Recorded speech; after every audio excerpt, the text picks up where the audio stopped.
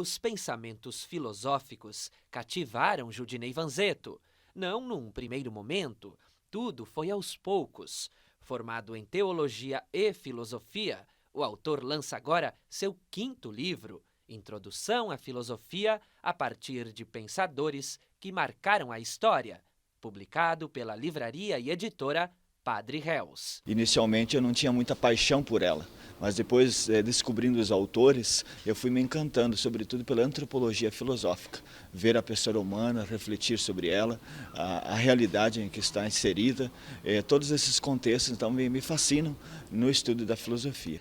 Esta é a 5ª publicação de Judiney Vanzeto, uma compilação de 44 artigos, inicialmente escritos para a revista Rainha dos Apóstolos. Dentro de cada um desses artigos, apresento um filósofo e apresento rapidamente a biografia dele, a formação e os principais conceitos que ele refletiu na sua época, dentro daquele contexto histórico, e também trazendo presente para a realidade aqueles conceitos. Cada artigo colocado é uma aula já preparada. O professor, na sala de aula, ensino médio, hoje, se quiser utilizá-lo, vai ter essa didática. A obra reúne os mais conhecidos do grande público, Sócrates, Aristóteles e Platão. Os medievais e contemporâneos têm espaço garantido. Do século passado, Vanzeto destaca o personalismo do francês Mounier.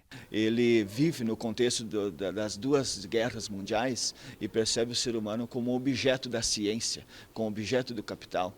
E ele diz, não, o ser humano tem valor, a pessoa tem um valor em si mesma e não deve ser vista apenas pelo fato dela ser um objeto. É além do seu valor.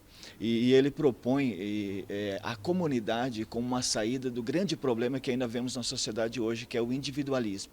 Grande incentivador de Judiney, o padre jesuíta Atílio Hartmann assina o pós-fácio. Muitas vezes eu me pergunto, por que será que a filosofia, entendida como a arte de parar, de pensar, de buscar saber o que se faz e por que se faz, caiu em desuso e foi excluída da maioria dos currículos escolares. Por quê? Quer dizer, eu me pergunto, não seria porque não interessa nada ao sistema econômico, ao mercado e ao sistema político que as pessoas parem, que pensem e que busquem conhecer um pouco mais a si mesmas e o mundo no qual estão inseridas?